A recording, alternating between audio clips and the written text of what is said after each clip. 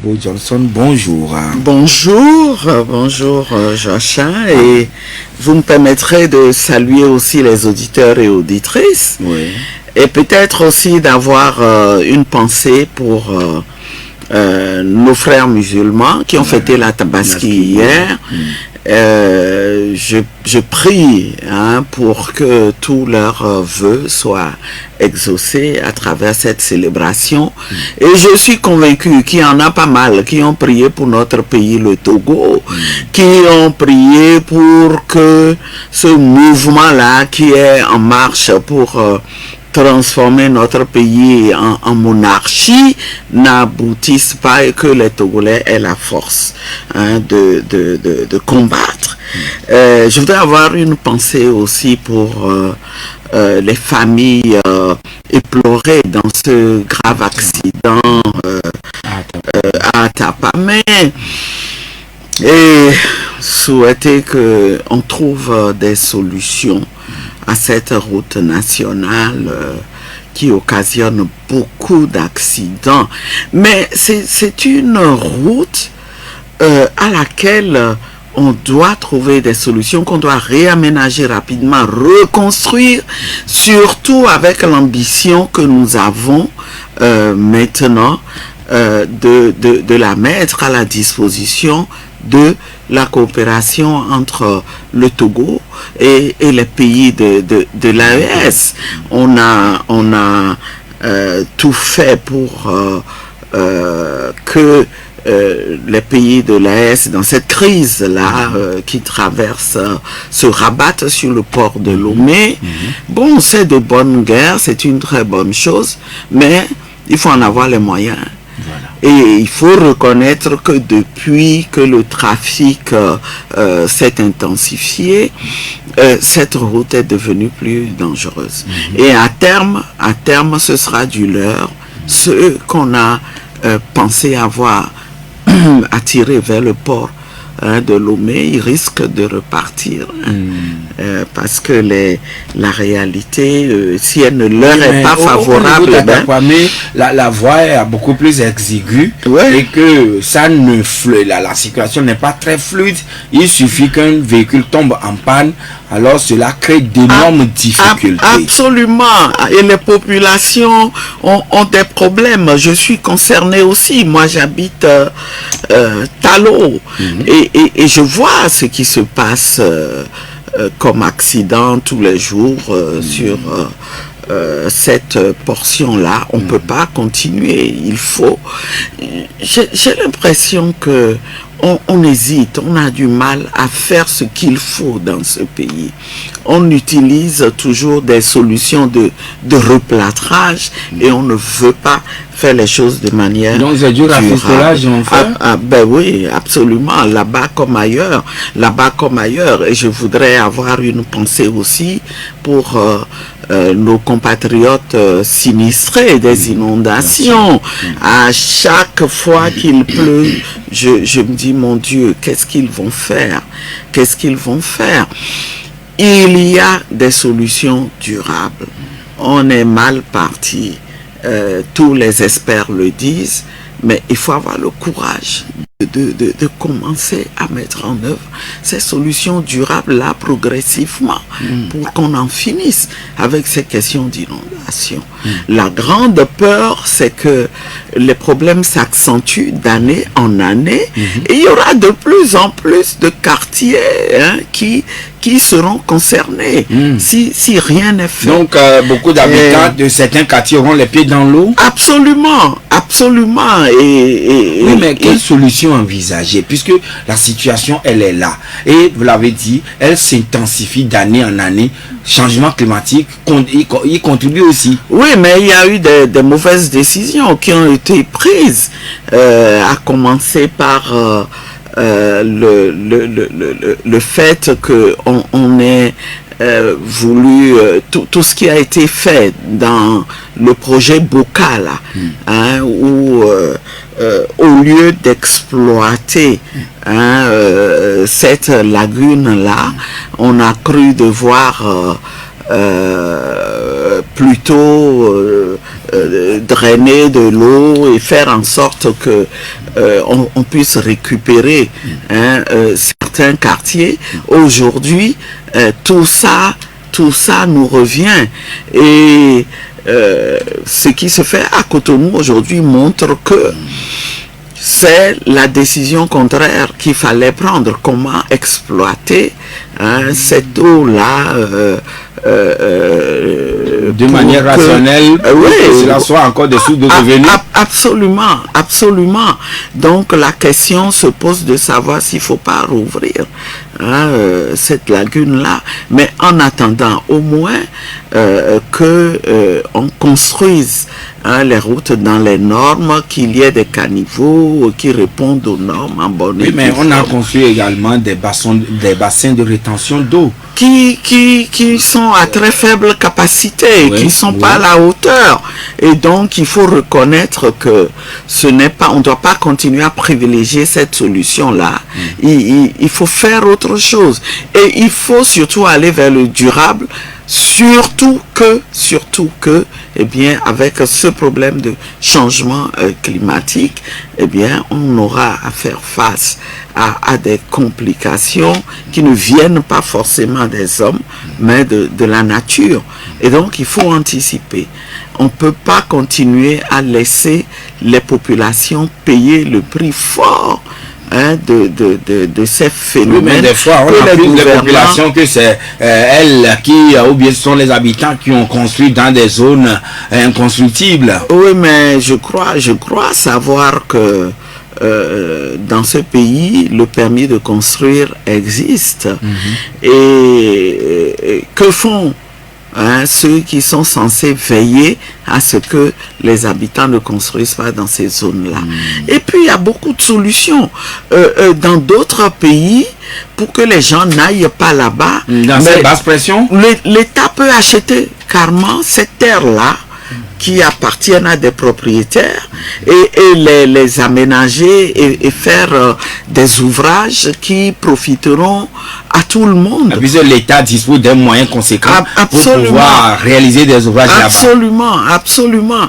Et donc, il y a forcément quelque chose à faire. Les solutions de replâtrage, il faut vraiment comprendre qu'elles ne peuvent plus tenir. Qui peut mettre fin à ces solutions? Qui? Mais c'est ceux qui gouvernent ce pays et qui détiennent nos ressources qui doivent être utilisées pour régler ces problèmes qui se posent aux concitoyens. Je voudrais aussi, pour terminer, si vous me le permettez, avoir une pensée pour nos compatriotes qui nous ont soutenus, qui ont soutenu la décision de l'ADMP de siéger à l'Assemblée nationale et qui n'ont pas arrêté de m'envoyer en tant que représentant de l'ADMP des mots d'encouragement. Donc les Togolais vous encouragent toujours? Absolument. Et je regrette énormément de ne pas pouvoir contacter une dame qui va se reconnaître et dont je ne vais pas donner le nom pour les raisons que vous savez, mais qui m'a laissé un message avec une belle carte au siège de la CDPA la semaine dernière. Malheureusement que je ne peux pas contacter parce qu'elle n'a pas laissé ses coordonnées. Je suis sûr qu'elle est à l'écoute parce qu'apparemment c'est une dame d'un certain âge qui suit beaucoup l'évolution de la situation au Togo. Je suis sûr qu'elle est à l'écoute et qu'elle veuille bien me refaire signe à nouveau. J'aurais vraiment aimé garder contact avec elle. Voilà. Alors, madame... Et pour la journée de l'enfance africaine, hier, j'ai entendu des acteurs s'exprimer, c'est vrai, ce qu'ils demandent, mais je voudrais faire un plaidoyer pour la question là, vous mettez dans la peau de mère et également du mariage des enfants qui continuent de sévir, en particulier dans notre pays, dans certaines zones, et qui hypothèquent l'avenir de milliers de filles dont nous avons besoin pour construire notre pays.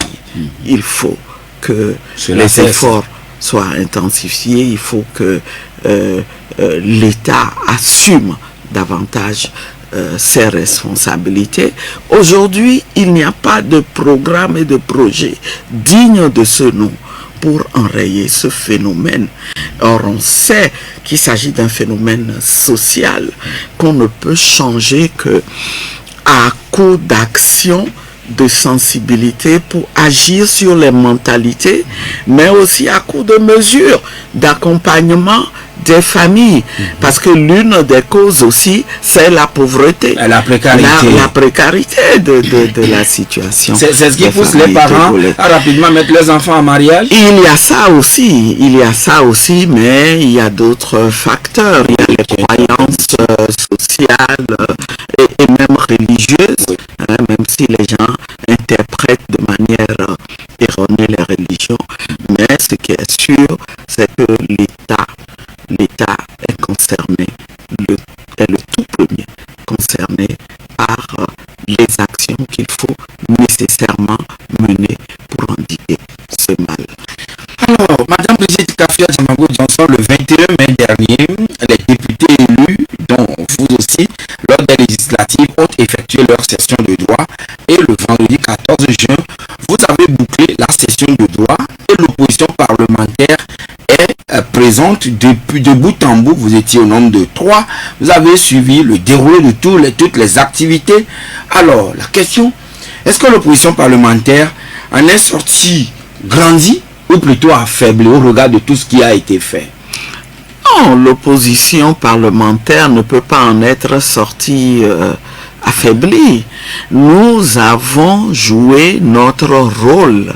Vous avez vu comment, dès le début, nous avons dit de manière claire et distincte, au nom des Togolais, de l'immense majorité des Togolais, que la Constitution de 2024 qu'on veut utiliser comme socle de l'action parlementaire, c'est une constitution qui est rejetée par les Togolais, qui est contestée et qu'on ne peut pas utiliser. Nous avons dit de manière très claire que nous n'avons pas été élus pour appliquer cette constitution-là. Et nous nous sommes appuyés sur la décision de la Cour constitutionnelle qui est accessible à tout le monde. Il suffit de se référer au journal officiel, je pense, du 13 mai 2024 et on verra que le visa utilisé par la Cour constitutionnelle, c'est celui de la Constitution de 92. Malheureusement, vous me permettez de constater, de déplorer et de dénoncer le fait que malheureusement cette Cour n'a fait preuve de cohérence quand elle a été interrogée sur la conformité du règlement intérieur à la Constitution.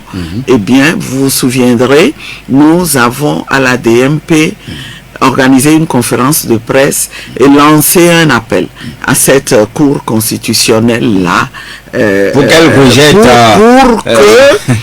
pour qu'elle fasse observer si juridiquement elle ne peut pas avoir proclamé les résultats sous la Constitution de 92 et n'avoir rien dit, n'avoir pas dit de manière très claire que cette assemblée-là, élue sous cette constitution, ne peut pas adopter comme cadre de travail une autre constitution et qui plus est contestée. Donc notre présence la Cour constitutionnelle n'a pas eu le courage de dire clairement.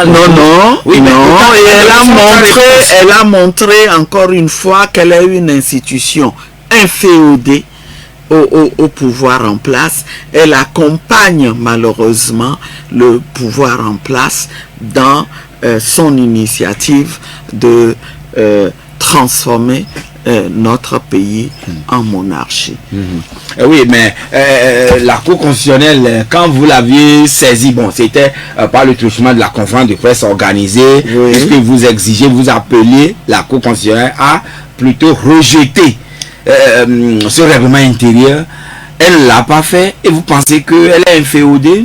Elle est inféodée. Les arguments juridiques, la Cour ne les a pas avancés? Non, justement, la Cour n'a motivé, ne s'est même pas occupée de cette question. Elle s'est comportée comme si nous étions en situation normale. Il y avait une constitution, il y a une constitution consensuelle par rapport à laquelle on lui demande de se prononcer.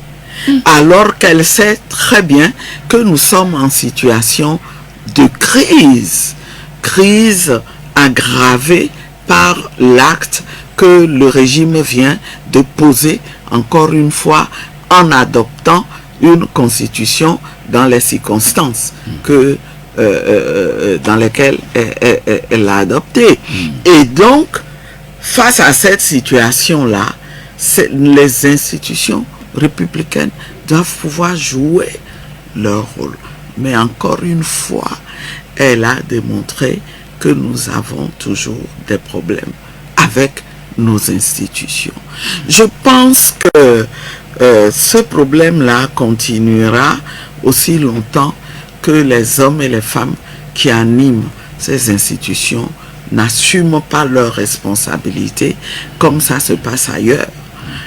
On a bien vu au Sénégal récemment comment les membres du Conseil constitutionnel n'ont pas pris de la hauteur. Pris de la hauteur. Ils n'ont pas craint de dire la vérité au pouvoir en place. En dégoûtant le président de la République. Absolument, absolument. Et donc c'est ce que vous escomptiez de la part de la Cour constitutionnelle togolaise? Tout à fait.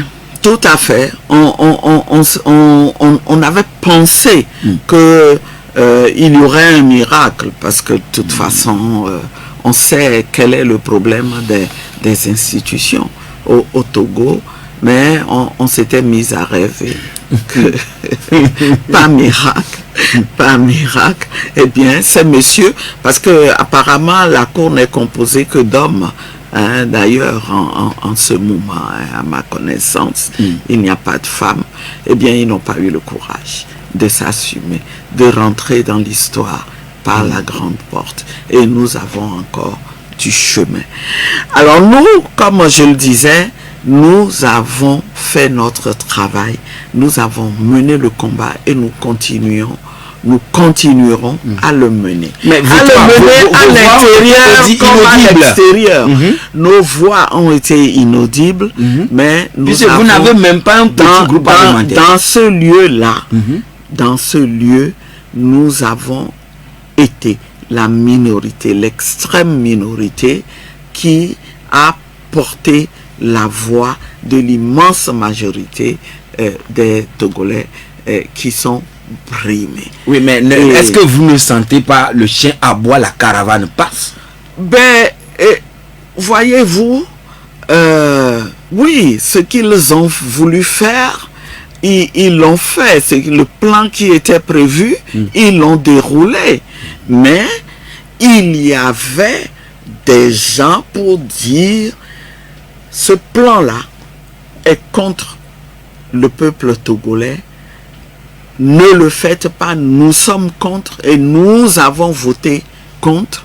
Nous avons fait entendre la voix des Togolais. Maintenant, il nous appartient, pendant que nous menons ce combat-là à l'intérieur de l'hémicycle, de nous organiser dans un cadre plus élargi à tous les acteurs politiques et les acteurs de la société civile pour nous organiser et mener un combat qui, combiné avec l'action qui est menée à l'intérieur de l'hémicycle, va nous permettre d'arrêter cette caravane-là qui passe malgré l'aboiement des chiens. Et il nous le faut, d'autant plus que en France, on vient de nous donner l'exemple. Laquelle? La gauche française a compris que la France est en danger, la France est menacée par la montée de l'extrême droite. Le peuple français est menacé. Nous avons une menace ici aussi au Togo du fait de cette monarchisation qui est en cours, et ce qu'il nous faut, c'est ce sursaut pour réaliser ce front populaire-là que la gauche française a réalisé de manière à stopper ce qui se passe. Et que personne ne dise que c'est impossible. J'ai entendu tout à l'heure le représentant du gouvernement dans votre interview, l'interview qui vous a accordé, dire nous rentrons de plein fouet dans la 5e République. Oui, c'est des gens qui continuent de penser qu'il y a le boulevard devant eux, mais ils se leurrent. Ah bon? Ils se leurrent. Oui, ça ne peut pas continuer indéfiniment. Il y a des indicateurs qui montrent que quand les Togolais vont se réveiller, ils vont arrêter tout ça.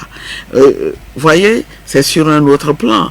Je n'en veux pour preuve que le mouvement des cotonculteurs qui ont dû se réveiller eux-mêmes alors que il y a des autorités gouvernementales dans ce pays dont le rôle était de défendre les intérêts de ces cotonculteurs. Ils ont dû batailler, ils ont dû taper du poing sur la table. Il a fallu qu'ils se lèvent, qu'ils tapent du poing sur la table pour que on sache que il y a un problème dans leur secteur et qu'il y a un chef d'État dans ce pays. Et le ministre, alors, lui, son rôle, il sert à quoi? Pourquoi n'a-t-il pas réglé ce problème-là en amont? Pourquoi fallait-il que les cotonculteurs se lèvent? Je voudrais saluer ce mouvement et leur recommander une extrême vigilance. Parce qu'en tant qu'acteur politique, on sait comment ça se passe. Vous avez des revendications, on accède à 2 ou 3 de ces revendications, et puis on leur dit, il y a une commission tripartite qui va travailler. Extrême vigilance pour que ça aille jusqu'au bout. Et je voudrais les exhorter les Togolais qui se réveillent. Le front social bouge, à comprendre que il faut qu'on arrive. La semaine dernière, c'était les dockers au port qui étaient également montés au créneau pour crier leur ras-le-bol. C'est ça. Il faut qu'on se prépare à faire quelque chose de grand pour régler le problème à la racine. À la racine, c'est qu'on est mal gouverné. Mais le 19 août, n'aura plus jamais le Haut-Togo a prévenu un ministre. Lui, il peut parler, chacun peut parler. Il peut pas empêcher tout un peuple de prendre son destin en main. Et à force de le malmener, à force de le prendre pour un peuple mouton qui ne dit jamais rien et qui ne peut jamais rien dire, jamais faire, eh bien, on risque d'être surpris. Alors, et notre rôle, c'est de mobiliser les populations, c'est leur donner les informations qu'il faut pour qu'elles comprennent que, bon, trop c'est trop à une étape donnée, il faut arrêter tout ça. Et voilà que vous êtes présent, vous êtes au nombre de 3, professeur Gogué, monsieur Ouangra, et vous-même, vous êtes 3 à être de l'opposition au sein de l'hémicycle, bon, disons, au Parlement. Mais tout ce que vous dites, malgré tout ce que vous dites, en tout cas, le parti majoritaire fait ce qu'il veut. Alors, Madame Adjamagbo, votre présence là-bas a-t-elle encore sa quintessence, sa raison d'être, et également un impact sur le cours des choses? Bien sûr, la raison d'être, nous sommes là pour être leur mauvaise conscience. Vous savez, j'ai vu circuler ces jours-ci des images de la séance, des séances que nous avons eues à l'Assemblée. Je pense qu'il y avait des images de la séance au cours de laquelle le règlement intérieur a été adopté, et puis de celle qui a suivi. En tout cas, il était question de passer au vote. Et j'ai vraiment apprécié le fait qu'on ait opposé des images du groupe UNIR, dont les élus avaient tous la main levée, et puis moi qui étais dans l'angle aussi, et qui avait été photographié, et qui les regardait faire, pas les mains levées, mais comme pour leur dire, les Togolais ne sont pas d'accord avec ce que vous faites. Et donc, et ils vous diront également que eux aussi, ils sont appuyés par des Togolais, puis ce sont des Togolais qui les ont élus. Des Togolais extrêmement minoritaires, parce qu'on a vu comment ils ont été élus, entre guillemets. Et j'ai déjà eu à dire qu'en réalité, les 5 élus qu'on a attribués à l'opposition, eux-mêmes, ils savent qu'ils pèsent davantage que les 108 qu'ils se sont attribués, parce qu'ils ont derrière eux davantage de Togolais que ceux qui sont derrière les 108. Mais c'est très clair, on peut user de subterfuges, bourrer les urnes, trafiquer les résultats, payer ceux qu'on a affaiblis, pour influencer leur vote, pour les amener à poser un acte irréfléchi l'instant d'un vote. Mais la réalité est là. La réalité, c'est que ce régime est désavoué par l'immense majorité des Togolais, y compris des gens qui jouent à ce jeu. Oui, et les faits sont têtus, la réalité est têtue, il est difficile de la cacher pendant longtemps. Et donc, nous, on n'est pas inquiets. Vous n'êtes pas dérangé. Notre rôle... Vous n'êtes pas gêné. Non, nous sommes déterminés à mener le combat là pour que la réalité prévale. Et c'est ce que nous sommes en train de faire. Donc, vous me demandez si cette présence-là a un impact. Oui. Bien sûr que ça a un impact. Mais nous, je ne le voyons pas. D'abord, c'est là. Oui. Non, attendez, il y a des changements qu'on ne voit pas à l'œil. Mais vous reconnaîtrez que c'est la première fois que les Togolais, dès le démarrage des travaux à l'Assemblée, sont informés de ce qui se passe et sont mieux informés que par le passé de ce qui se trame. Mais vous ne risquez pas de jouer le rôle de porte-parole de l'Assemblée nationale, ou bien d'aller faire la restitution de tout ce qui se passe là, tout le temps, en lieu et place? Mais ils sont... On est un élu, tout élu est redevable. À la population. Et donc, ce rôle-là, nous sommes tenus de le jouer. Et vous allez voir à terme ce que ça va provoquer. Vous allez voir. Maintenant, posons la question. Et à contrario, ne pas y aller. Qu'est-ce qu'on fait et qu'on ne peut pas faire tout en allant siéger? Est-ce que aller siéger empêche d'organiser le combat? Notre vision, c'est une vision holistique qui combine le combat à l'interne au niveau de l'Assemblée avec le combat extérieur. Et c'est une démarche extrêmement intelligente et qui gêne. Moi, je sais déjà que ça gêne. Parce que c'est à travers j'ai reçu,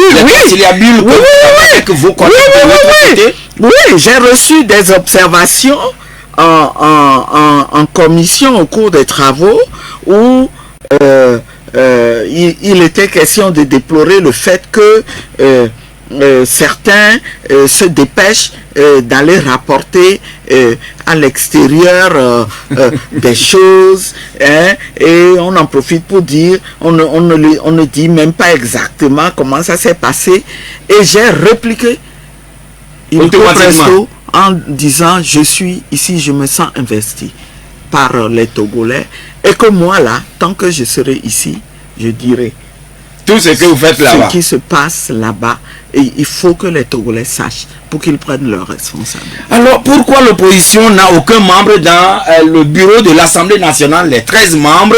Alors madame, nous allons vous reposer la question tout à l'heure après la pause. Auditeur actualité, madame, monsieur, nous revenons en studio et c'est pour la suite donc de ce débat avec notre invitée madame Brigitte Kafia-Djamagbo Johnson, députée à l'Assemblée nationale. Alors madame, le bureau de l'Assemblée nationale a été élu la dernière fois. À la grande surprise des Togolais, l'ancien bureau de l'Assemblée nationale, aucun n'a été reconduit. Mais, chose surprenante aussi, vous n'avez pas de groupe parlementaire et aucun représentant de l'opposition parlementaire dans ce bureau. Comment les choses se sont passées? Oh, vous savez, tout ça dénote de ce que nous ne sommes pas dans une situation normale au Togo. Et je dirais aussi que pour ce qui est du bureau, c'est leur cuisine interne qui a prévalu. Les textes, on les adopte pour la forme parce que ce qu'il faut se dire, c'est que le nouveau règlement intérieur, tout comme les règlements intérieurs passés, c'est-à-dire celui de 2019, arrimé à la Constitution de 92, prévoyait déjà que le bureau de l'Assemblée nationale reflète la configuration politique de l'Assemblée. Et il y a eu un débat intéressant, mais qui nous donnait déjà des indications pendant qu'on travaillait sur le règlement intérieur. Dans la commission spéciale. Dans la commission, parce que l'article, il y a un article qui dit que la composition du bureau doit tenir compte du genre, en s'efforçant de refléter la configuration politique. On a dit, mais c'est quoi? En s'efforçant là. Pourquoi est-ce que ce n'est pas plus simple de dire que ça doit tenir compte du genre et ça doit refléter la configuration politique? Oh, vous ne pouvez pas vous imaginer, ils ne voulaient pas. Donc ça a donné, ils disent non. En s'efforçant là, c'est qu'on veut inciter les gens à faire l'effort de... Bon, on a compris qu'ils ont mis cette formule là-bas pour leur donner le pouvoir discrétionnaire de faire ce qu'ils veulent. En réalité, ce qui s'est passé, c'est qu'ils ont vu que ils font face à des représentants de l'opposition qui ne sont pas manipulables, qui ont montré qu'ils sont là pour poursuivre le combat pour la démocratie au Togo, pour défendre les intérêts des Togolais. Alors, dans ces conditions, ça peut être très gênant d'avoir ces gens-là dans leur bureau. C'est ce qu'ils ont compris. Et à la DMP, nous disons tant mieux. Les choses sont claires. Les choses sont claires. Et puis à l'extérieur, dans les rencontres avec les autres assemblées, on comprendra que nous n'avons pas une assemblée démocratique au Togo, nous ne sommes pas en démocratie, qu'en réalité nous faisons face à une situation d'assemblée monocolore et que c'est par accident que au terme d'un scrutin de liste à la proportionnelle que il y a eu 5 rescapés, alors que c'est un type de scrutin. 5 rescapés, oui, dites-vous. Oui, il faut le dire, parce que la volonté c'était de tout rafler, hein, par tous les moyens, on s'en fout de ce que ça peut avoir comme conséquence, et c'est peut-être par accident qu'ils se sont dit quand même, ce serait trop gros, laissons quelques sièges. Mais les choses sont clarifiées à présent que nous avons une assemblée composée uniquement d'élus, entre guillemets, unir, avec des témoins, des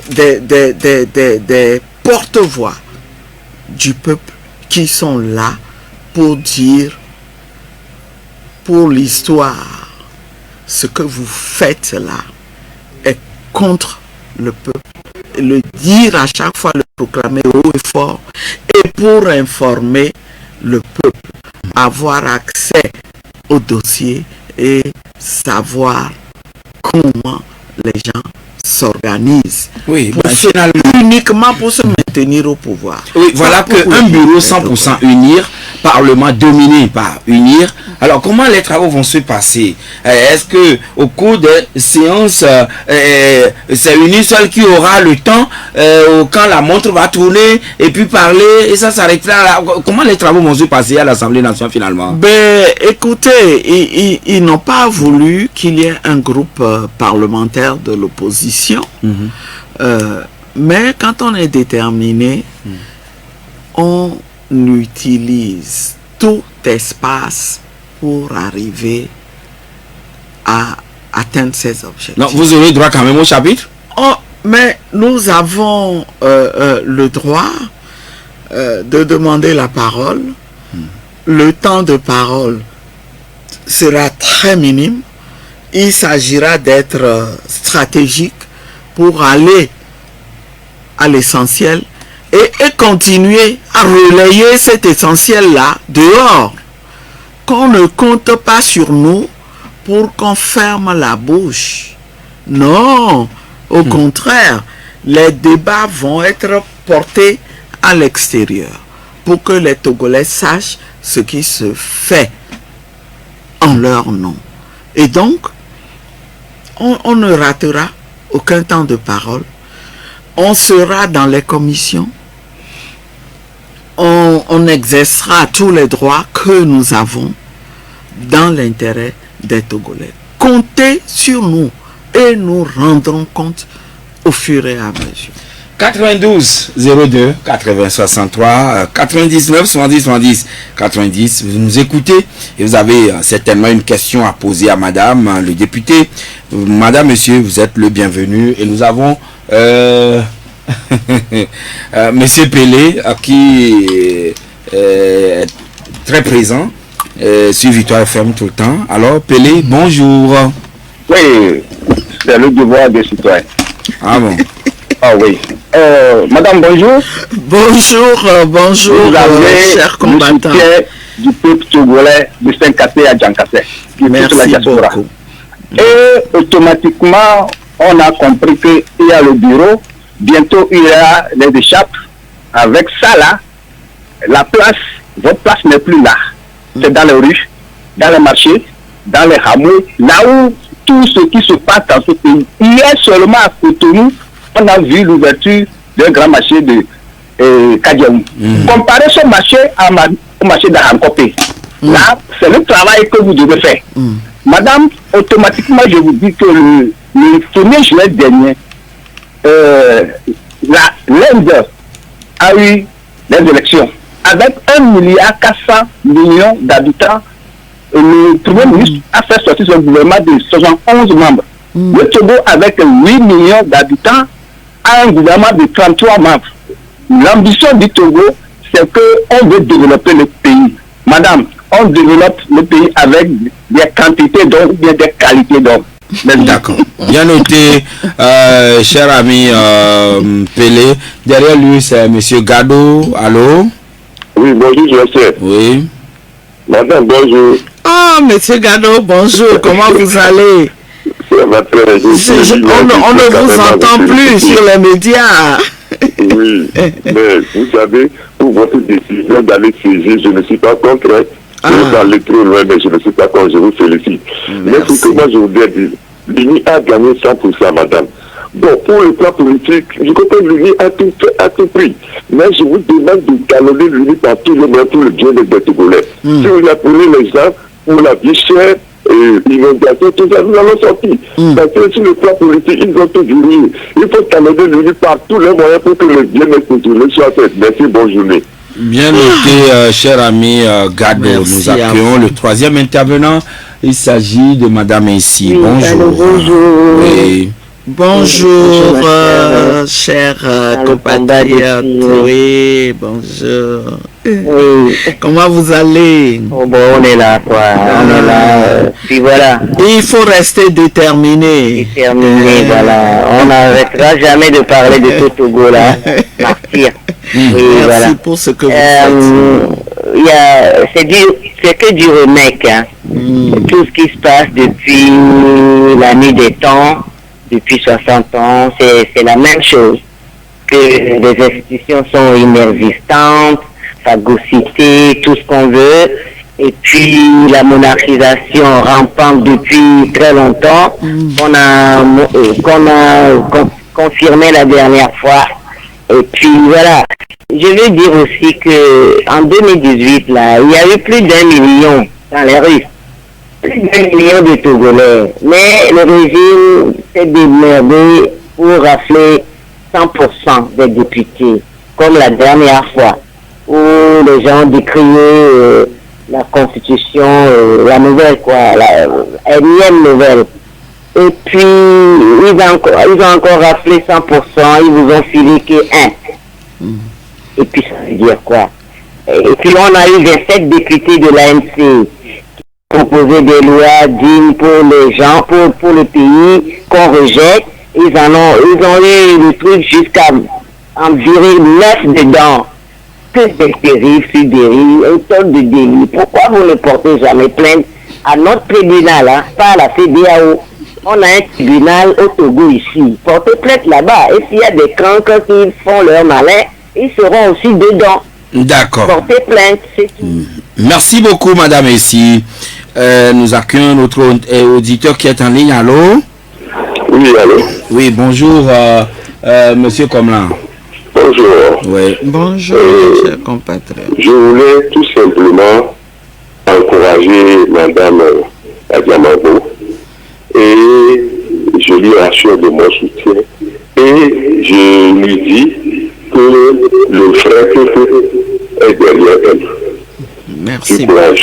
Merci beaucoup, cher compatriote. Bien noté, Monsieur Komlan.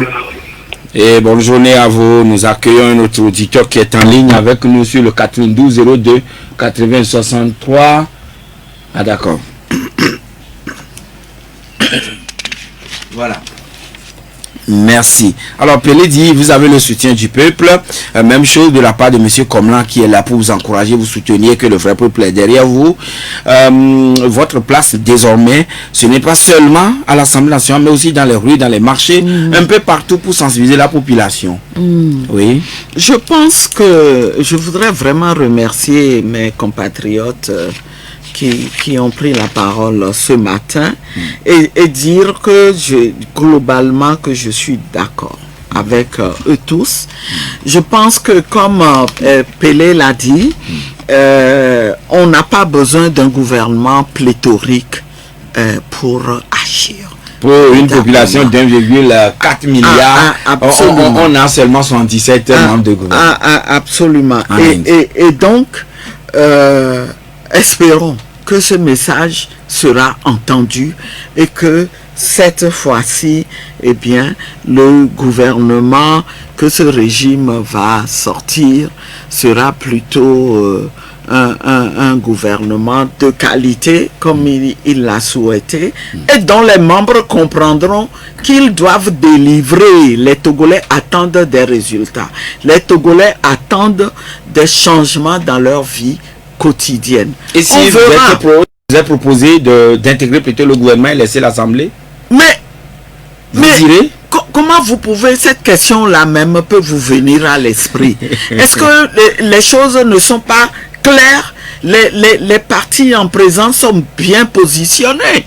Maintenant, vous imaginez que cette situation-là puisse se présenter? Non. Chacun jouera son rôle. Ils veulent se maintenir au pouvoir. On va les pousser. Comme le compatriote Gado l'a dit. Donc, quelles que soient les discussions, quelles que soient les ouvertures, poussera à faire leur travail. Vous allez les talonner. Ils ne prendront personne comme caution pour continuer à mal gouverner ce peuple. Il faut qu'on les amène à s'occuper. Et c'est ce que dit en attendant de partir. Talonner unis par tous les moyens légaux pour le bien-être de l'ensemble des populations. Absolument, je suis totalement d'accord avec lui et nous jouerons notre rôle sur ce plan. Les commissions, maintenant que le bureau est mis en place, on va poursuivre l'organisation de l'Assemblée. Les commissions vont être mises en place et tout. Et nous comptons faire notre travail. D'abord, nous répartir dans les commissions essentielles, mais aussi, puisqu'on a droit à une commission par élu, mais comme on a le droit de participer sans voix délibérative aux travaux des autres commissions, mais faites-nous confiance, ça ne va pas être de tout repos. Il y a des problèmes au Togo. Les Togolais veulent le bien-être, mais les Togolais ne veulent pas être opprimés non plus. Les Togolais attendent que cette question de détenus politiques soit résolue. Et nous avons un rôle à jouer dans ça en député. Il ne suffit pas de se comporter comme des gens qui sont dont le rôle est tout simplement d'aider une famille à se maintenir au pouvoir et à créer une monarchie. Qu'est-ce que nous disons? Si et voilà, pour Madame Messi, c'est monarchisation rampante. C'est ce à quoi nous assistons au Togo selon elle. Et elle dit, elle ne comprend pas pourquoi, pendant que des millions de personnes descendent dans les rues, mais c'est le parti contesté qui gagne pratiquement à 100%. Et elle a enchaîné en disant, aujourd'hui on assiste à des dérives sur dérives. Pourquoi ne pas porter plainte au tribunal de Lomé, non à la CEDEAO? Le système judiciaire est malade. Le système judiciaire est malade, il fait partie de nos problèmes. Est-ce que vous savez que au sujet de cette décision de refuser de recenser tous les Togolais, quand la DMP a voulu mener son action, la DMP s'est dit on va commencer par le système judiciaire togolais. Et pour étoffer le dossier, on a voulu passer par déjà un huissier pour aller faire des constats au niveau de la CELI concernée. Hein? Et donc, l'huissier qui allait rencontrer le président de cette CELI, qui se trouve être le président du tribunal, qui va recevoir notre action. Après cette rencontre, il s'est désengagé. Il est venu nous dire, il a fait appeler la compatriote qui a voulu engager l'action pour lui dire, venez chercher votre avance. Ce travail-là, je ne le fais plus. L'huissier? Oui, et c'est suite à ça, c'est quelque chose que nous avions dénoncé. C'est suite à ça que nous avons fait nos analyses en disant, mais si celui, le juge qui va trancher le problème, c'est lui qui déjà démotive l'huissier. Les autres auxiliaires de justice. Donc, ce n'est même plus la peine d'aller. C'est là qui a énoncé rapidement. Non, c'est ce qui fait que nous avons fait le choix d'aller au niveau de la Cour de justice de la CEDEAO directement. Et malheureusement, eux aussi, au lieu de traiter cette affaire en urgence, comme nous l'avions requis, eh bien, ils ont pris tout leur temps et c'était hors délai. Et voilà, la CEDEAO aussi avec ses problèmes. Madame, malheureusement, nous sommes arrivés à la fin de notre entretien puisque le temps est déjà imparti, est déjà passé. Mais qu'est-ce que vous avez à dire à l'ensemble des Togolais pour conclure? Ce que j'ai à leur dire, c'est que oui, aujourd'hui, comme ce représentant du régime a dit, ils sont rentrés de plein fouet dans la 5e République. Mais nous qui contestons cette 5e République, jamais au grand jamais, nous ne devons considérer que c'est une situation établie désormais, scellée dans du ciment. Nous devons toujours garder notre détermination. D'accord. Et jusqu'à présent, vous avez toujours voté contre la loi, est-ce que ce sera le même schéma jusqu'à la fin? Absolument. Nous continuerons à voter contre tout ce qui ne va pas dans l'intérêt des Togolais et contre tout ce qui va dans le sens de l'application de cette constitution-là. La 5e République. C'est notre ligne politique, notre ligne d'action. Et nous ferons attention pour qu'il n'y ait aucune incohérence politique, pour motiver, mobiliser les Togolais afin que nous puissions gagner ce combat-là. Merci, Madame Brigitte Kafia-Diamago Johnson d'être passée chez nous. Et aujourd'hui, c'est le bac qui s'ouvre, mais demain, ce sera l'écrit. Aujourd'hui, c'est les matières facultatives. Ce sont les matières facultatives. Bonne chance à tous les candidats. Merci, Kwaku le Parisien. Merci, Claudia Dino Amjoy Allah. Merci. Je suis Joachim Wetim.